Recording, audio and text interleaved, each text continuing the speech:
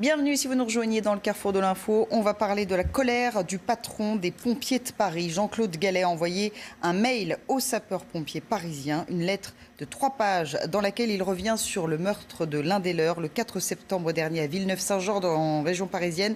Un pompier succombait à ses blessures après avoir reçu plusieurs coups de couteau. L'agresseur souffrait de troubles mentaux. On va en parler avec notre invité, Jérôme François. Bonjour. Bonjour. Vous êtes secrétaire de l'UNSAS 10 de France. Vous êtes d'accord, je crois que ce que condamne le général Gallet, c'est un manque d'information et une violence galopante. Et c'est ce que vous dénoncez depuis plusieurs années. Absolument. Je pense que chaque sapeur-pompier de France, quel que soit son statut, qu'il soit militaire comme les pompiers de Paris, qu'il soit civil comme les pompiers professionnels ou les pompiers volontaires, se reconnaissent dans les paroles du général Gallet sur ce drame en particulier, oui. Alors, on va reprendre les faits. Le 4 septembre dernier, ce pompier s'est donc trouvé face à un homme qui souffrait a priori de schizophrénie. Est-ce que cela veut dire que lorsqu'on appelle les pompiers, il ne faut pas se tromper de numéro de téléphone parce que vous êtes finalement appelé pour des faits qui ne sont pas de votre ressort. Ce que l'on semble comprendre dans le mail du général Gallet, moi je ne connais pas l'affaire, hein, je vous rappelle, c'est les pompiers de Paris qui ont été victimes de ce drame et qui ont traité cette intervention. Mais ce que l'on comprend dans le message du général Gallet, c'est que ceux qui ont pris l'appel, c'est le SAMU. Et ce que semble reprocher le général Gallet, c'est que la totalité du message qui a été reçu par ceux qui ont pris l'appel n'a pas été retranscrit aux pompiers de terrain, aux gens qui se sont retrouvés face à cet homme. Et ça pose une vraie difficulté. Le général Gallet parle d'un système éculé. Il a raison. Nous, organisations syndicales, ça fait des années que l'on dit qu'on est sur un système qui a 40 ans d'âge et qu'il faut passer sur la V2 du secours à personne. Voilà, on est sur une V1 qui a 40 ans, il faut passer sur la V2. C'est-à-dire, c'est quoi la V2 pour vous? La V2, nous pensons que l'avenir est au plateau unique. Là, vous avez forcément une perte d'information entre ceux qui prennent l'appel, là en l'occurrence le SAMU. Alors, il ne faut pas les accabler, ce sont des professionnels, peut-être qu'ils n'ont pas l'effectif pour le faire, ou le système n'est plus à jour. Le SAMU est censé réguler tout. De la petite bobologie à l'infarctus. Donc, c'est pas raisonnable. La régulation médicale systématique ne doit plus être d'actualité.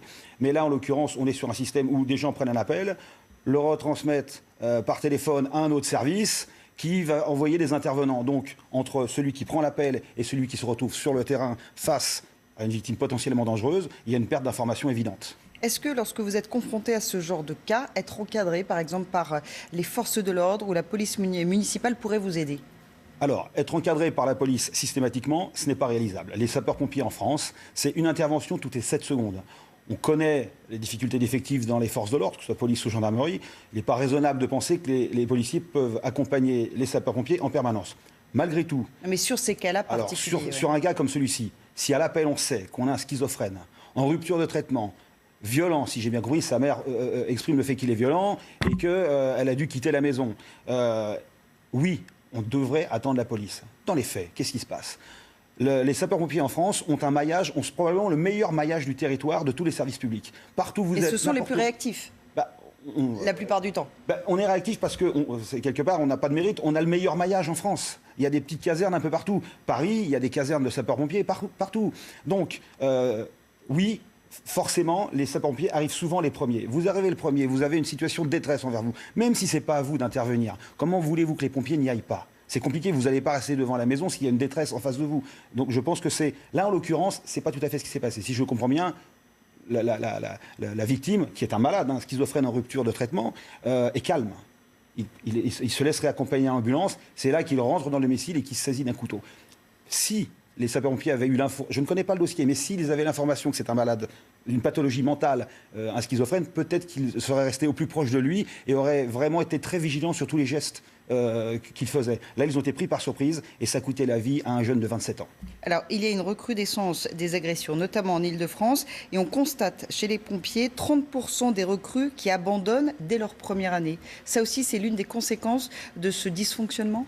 Je pense qu'il y a 2 facteurs sur le fait que les nouvelles recrues perdent la foi rapidement.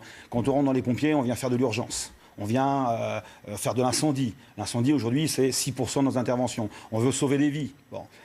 Concrètement, de plus en plus, on va faire une espèce de traitement social. c'est pas ce à quoi s'attend une nouvelle recrue. La nouvelle recrue, elle vient pour faire de l'incendie, de la vraie urgence, du massage cardiaque. Bon, je caricature un petit peu, mais c'est quand même ça qui fait vibrer dans ce métier.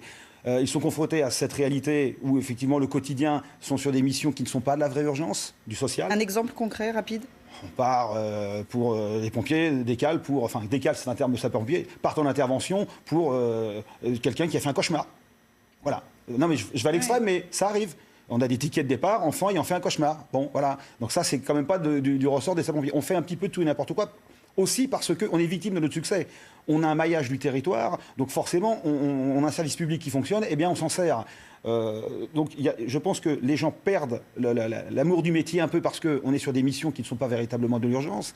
Et puis effectivement, vous ne rentrez pas à pompier pour vous faire taper dessus. Vous parliez d'une augmentation de 17% entre 2015 et 2016.